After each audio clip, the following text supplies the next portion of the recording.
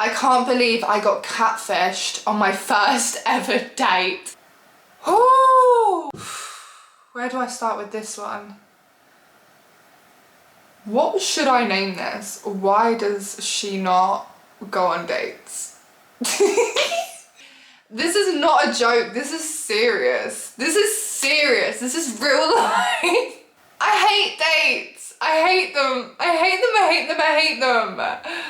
But I'm trying to love them, I promise.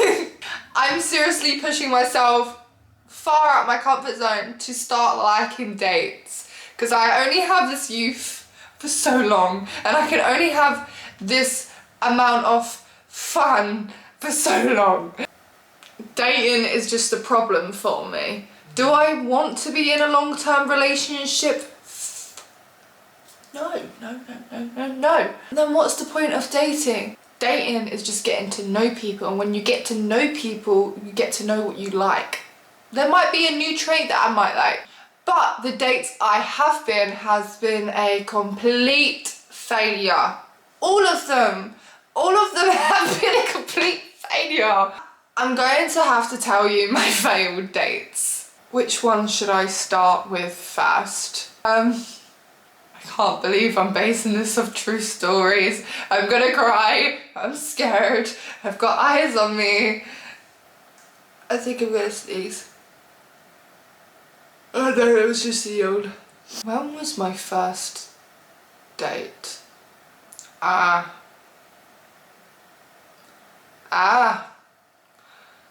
Yeah, no, I'm scaring myself. I gotta go down memory lane. Wait, hold on a minute. It's a bit fuzzy. I need to know what happened. I believe that this may be my first ever date where you just like meet someone online and then you just go and meet them. Oh, that sounds really bad. Do you know what I mean? Hinge and stuff.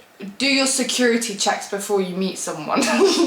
So I was on Hinge. Hinge, sponsor me please, because I'm talking about your app. Thank you. And I was speaking to this guy. I thought, oh, he's alright. Like, I wasn't looking for anything like too serious. I wasn't there for a quick time. I'm just here to get to know people. I'm not trying to have a short-term fun, and I'm not trying to have long-term relationship. I'm just getting to know you. So this guy gave me green flags, then red flags, then red flags, red flag, red flag. I wasn't too into him, but I was just like, oh, give this man a chance, because I tend to just, oh, you're boring. So we were texting for like a good week or so, probably like 2 weeks to be fair. Right, we FaceTime to do security checks, of course, and yeah, he was alright. He seemed a bit like odd, but I like odd people, to be fair. It turns out that he lived quite far, so he had to drive. Wait, hold on a minute, rewind. I'm not good at story times.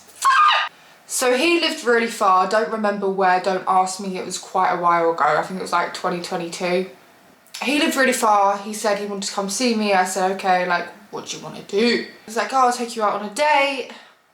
La-di-la-di-la. I was like, okay, cool. Yeah, so he planned to meet. I thought he had a whole arrangement sorted, right? I didn't tell you, he drove about 5 hours to come see me after work, yeah.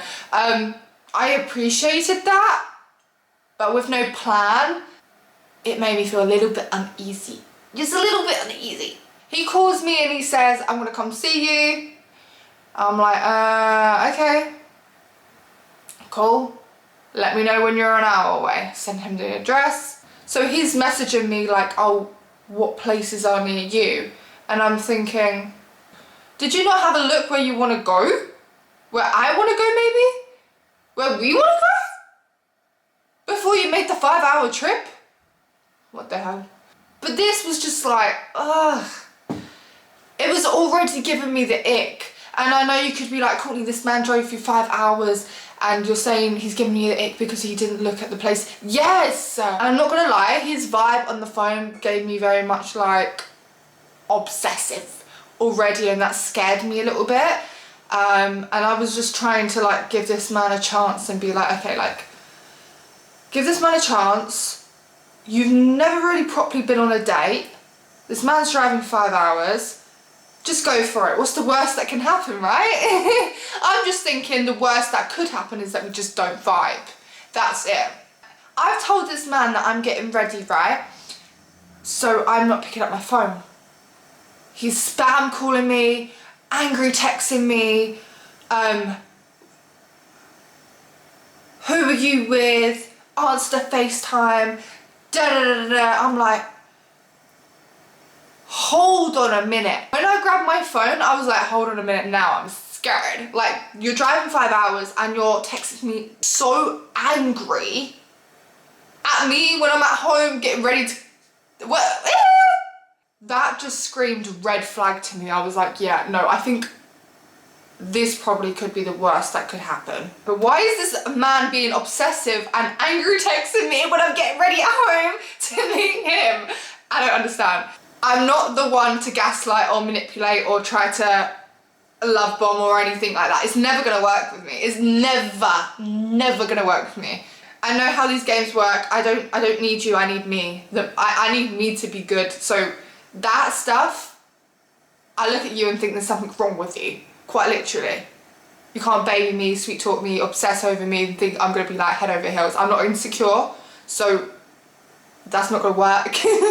So as he's on his way and he's sending me all these texts, I'm thinking, oh fuck. Oh fuck, I'm gonna get like murdered or something. He knows my address. He's driving 5 hours and we're supposed to go on a date. I'm like, oh my goodness gracious. I didn't feel bad wanting to cancel. I just was trying to prove something to myself to go on to this date. Let him drive 5 hours. If I don't like him, he could drive 5 hours back. He arrives at my place after 5 hours. He's parked up. I'm thinking, I'm coming down. I'm gonna jump in the car. We're gonna go to the destination, right?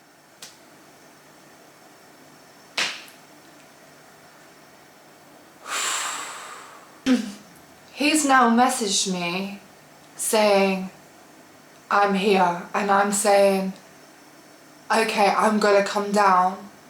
He goes, I've just done a 5 hour drive, can I not come up? I said, no. He said, please. It was a long journey. I didn't tell you to do that journey. And second of all, what makes you think I'm gonna let a stranger in my house? And third, he scared me. He gave me obsessive, scary vibes. So I was like, hell no. Why do you need to come in my house? Like, why does this man need to come in my house? Like, what are we gonna do in my house when we've already planned to go out? I don't get it. Unless he had other intentions. Why don't you drive 5 hours just for other intentions? What? So back then I felt a little bit sorry for him. I was like, oh, maybe he's right. Like, I would not even second guess it now. But then I second guessed it. Like, grab my coat, walk downstairs, open the door, and he's there. So I thought I could get away with not saying, like, no, you can't come in again. Like, just repeating myself. I said no once. And now you're just trying to push it to come in my house. So he's at my door. And I'm like, okay, let's go now. And he goes, no, like, I just want to sit down for a bit. I'm like, you've been sitting down in your car, like, the fuck? I'm like, oh, for goodness sake. Like, I'm huffing and puffing in my head.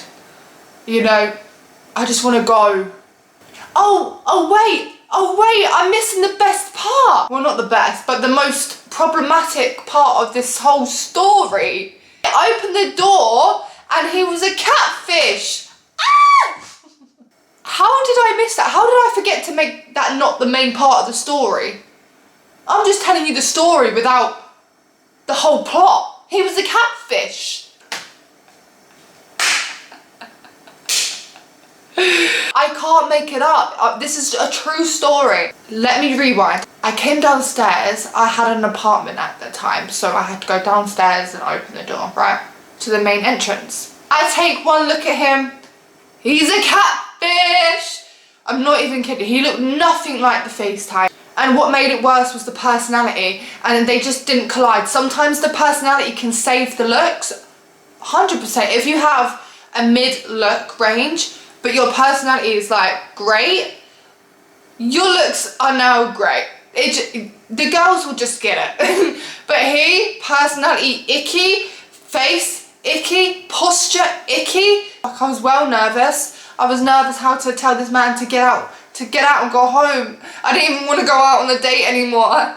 And he's in my kitchen now, right? And I sat on my kitchen worktop, and he's just standing there. And I'm asking him like, oh, how was your drive? Da, da, da, da.